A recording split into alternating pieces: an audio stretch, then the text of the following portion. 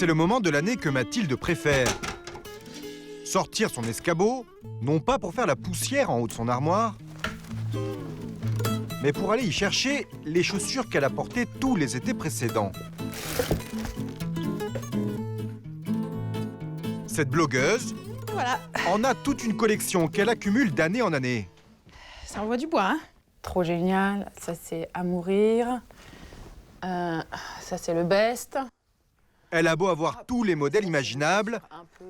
Avec le retour des beaux jours, comme toutes les femmes, cette spécialiste de la chaussure cherche d'abord son coup de cœur de l'été 2014. Oui, en fait j'aimerais bien trouver des chaussures un peu... Enfin, des sandales, mais que je puisse porter en ville. Elle commence par les plus féminines du rayon. Très jolie parisienne. Ouais. En python. Voilà, en serpent d'eau. En serpent d'eau. Belle celle-là. Ouais, ça, ce sont les chaussures de Marilyn Monroe. Je les adore. Ça fait rêver. Mais bizarrement, Mathilde va craquer ce jour-là sur un modèle beaucoup moins glamour. Ses sandales en plastique. On sent petite fille, c'est des résonances de l'enfance. Et en même temps, c'est fun, c'est drôle, c'est décalé. Voilà, on se prend pas au sérieux. Là, je suis pas habillée pour, mais si j'avais un petit jean blanc et avec un petit t-shirt et un petit sac rose, mais ce serait adorable et toutes les filles me demanderaient où est-ce que tu as acheté tes chaussures. Une sandale en plastique, ça ne vous rappelle rien? Elles sont très belles et quand je vais dans la mer, elles ne me piquent pas les pieds. Les méduses, qui n'en a pas porté dans son enfance? Cela fait 70 ans que cette création française protège les pieds de nos petits bouts de chou. Et voilà qu'elles inspirent les designers les plus branchés du moment, avec des talons ou basiques et multicolores. Ce serait, selon les experts de la mode, un des modèles phares de cet été. On a du mal à y croire. Sauf qu'elles font partie d'une tendance globale, le retour de la chaussure, disons-le, pas très sexy. Comme la slip-on, cette basket des années 90, sans lacets, jusque-là apanage des skaters, aujourd'hui les fashion victimes américaines se les arrachent. Et encore plus inattendu, la Birkenstock. Cette sandale que les Allemands portent avec des chaussettes depuis 30 ans, comme nous les Charentaises, eh bien oui, cet été, les porter sera donc un must. Et tant pis pour ces messieurs. Et vous allez laisser votre conjointe emporter? Je ne pense pas. Pourquoi?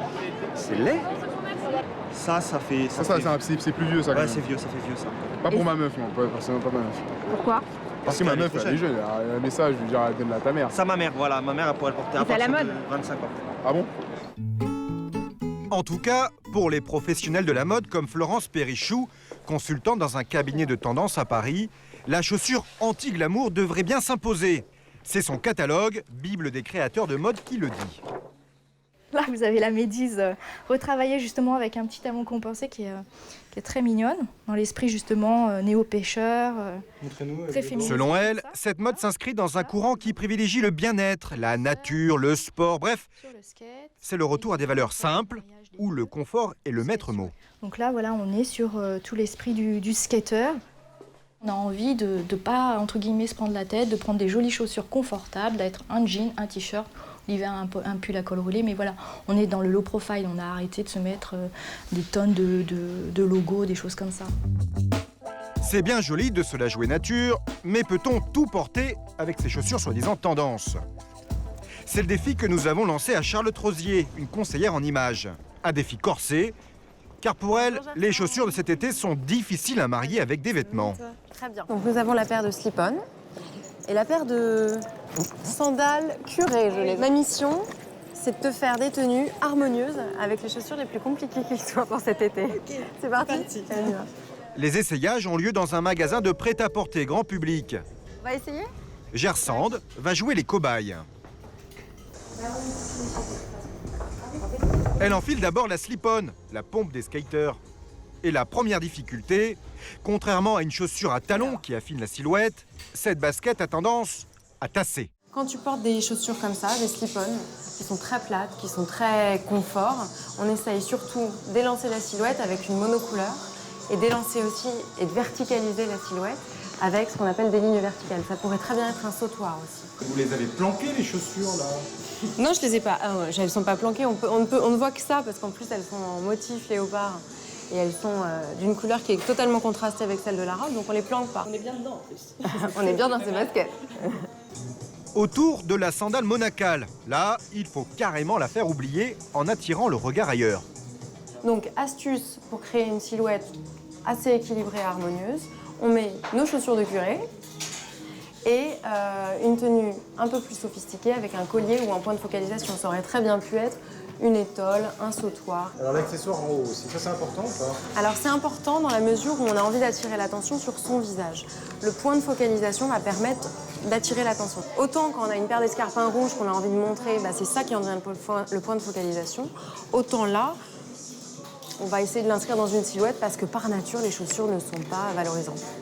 Et surtout, elle ne pardonne pas. Même avec un pantalon tendance comme ce jean slim, c'est la faute de goût assurée. Voilà notre contre-exemple. Là, le problème, c'est qu'on a le mollet et la jambe qui est très ajusté. On est sur un slim et tu as des chaussures énormes aux pieds. Donc on a un contraste qui est trop fort entre la verticalité de tes jambes et l'horizontalité de tes pieds. Et les sandales en plastique dans tout ça? Dans la vraie vie, les méduses, c'est pas évident. On dit que c'est tendance. Ouais, alors après, écoutez-vous. Tout ce qu'il y a sur les podiums, pas forcément. La mode, c'est la mode. La mode, c'est un spectacle. La mode, c'est un show. Est-ce que votre vie, c'est un show? C'est à vous de le définir. Mais écoutez-vous et sachez ce qui vous va le mieux. Enfin, question essentielle, cet été, vos petits pieds manucurés vont-ils supporter le choc? Nous avons demandé à Anthony, podologue à Paris, de nous faire son classement. Les chaussures dites confortables vont en prendre pour leur grade. Donc ça, c'est la chaussure méduse qu'on portait quand on était enfant pour aller à la plage. Donc c'est très bien, ça conserve cet usage. Ça reste une chaussure qui est entièrement en plastique, du coup qui ne laisse définitivement pas respirer le pied. Et puis si on marche longtemps avec, c'est garanti en poule partout, en particulier ici au niveau des lanières. C'est très mauvais, comme les crocs ou les choses comme ça, vraiment à éviter le plus possible. Il n'y a rien qui maintient suffisamment le coup de pied, c'est très souple, donc vous pouvez la plier dans tous les sens. Pour aller à la plage, c'est très bien. Mais si après vous décidez d'aller marcher longuement toute une journée pour visiter en vacances, etc., c'est pas une chaussure adéquate. Écoutez, ça me paraît pas mal pour l'été. En effet, vous avez une semelle plutôt en gomme, caoutchoutée, du coup assez souple pour les gens qui ont des douleurs de genoux ou des problèmes de dos. L'avantage de l'emboîtage postérieur, c'est que ça évite notamment les callosités qui reviennent trop régulièrement, les fissures au niveau des talons. Du coup, non, là, c'est vraiment cette chaussure, c'est très bien. Bon, au cas où vous ne seriez pas convaincu, sachez qu'il y a d'autres modèles qui, malgré les saisons qui passent, sont toujours aussi tendance, comme l'espadrille. On danse le disco en espadrille, ça pue des pieds. Même si, évidemment, la concurrence essaie sans cesse de les torpiller. Au bout de 3 semaines, en espadrille. C'était un message de la collectivité des Tongs. En espadrille.